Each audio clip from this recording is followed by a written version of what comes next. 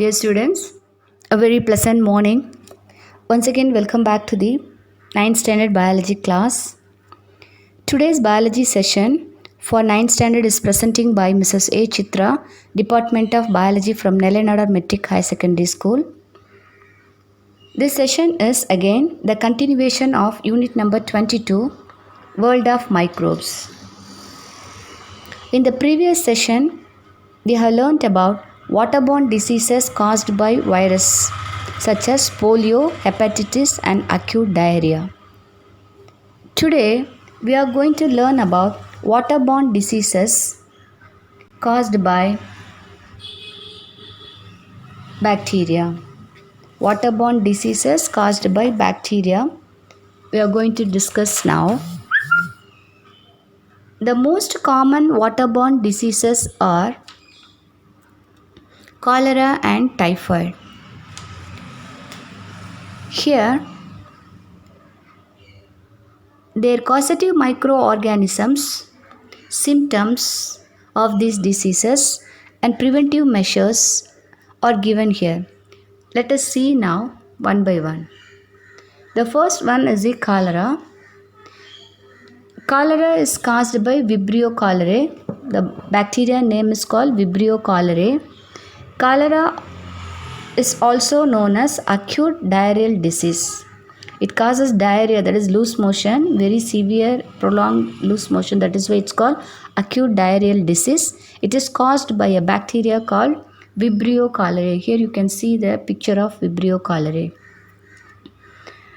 The bacteria are that infections spread person to person by contaminated food and water, oral route and through houseflies.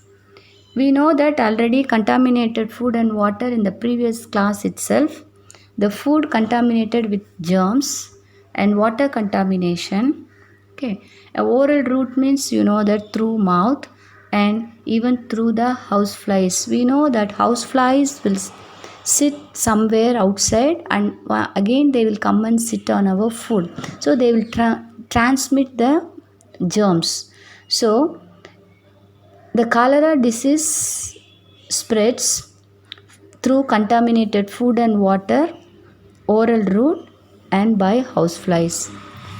So once if we get cholera, which part will be affected?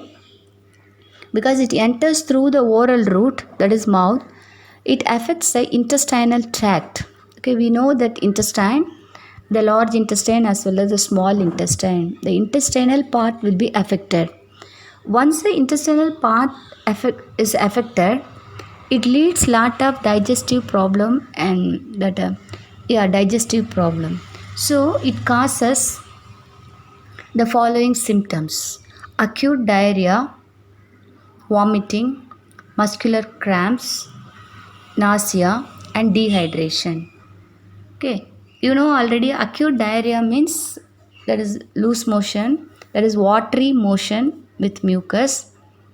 Vomiting, you know, okay, once the food is not digested properly, the food is expelled out through the mouth, that is vomiting. Muscular cramp, that is sudden contraction of the muscle which leads to pain, that is called muscular or muscle cramps.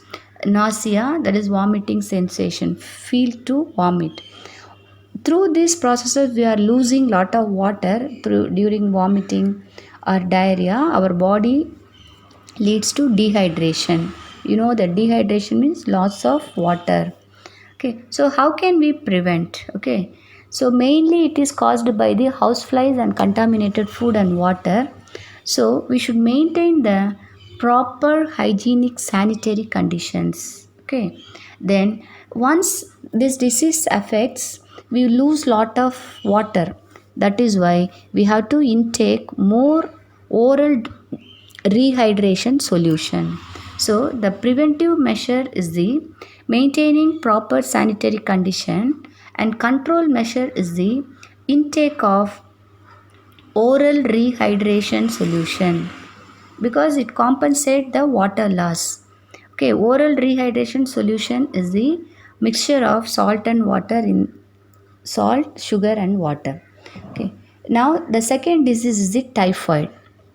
Okay, the typhoid is also called enteric fever.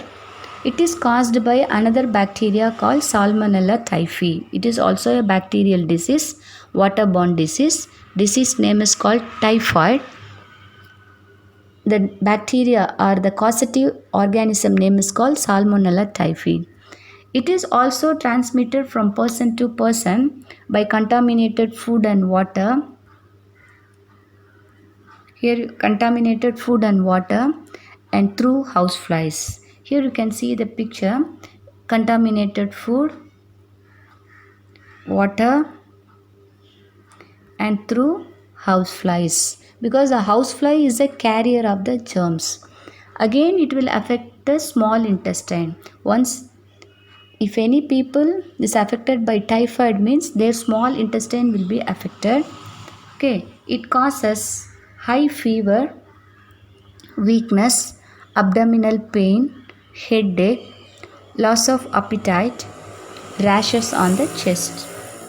Okay, so what are the symptoms? The symptoms are high fever, weakness, abdominal pain, headache, loss of appetite, and rashes on chest.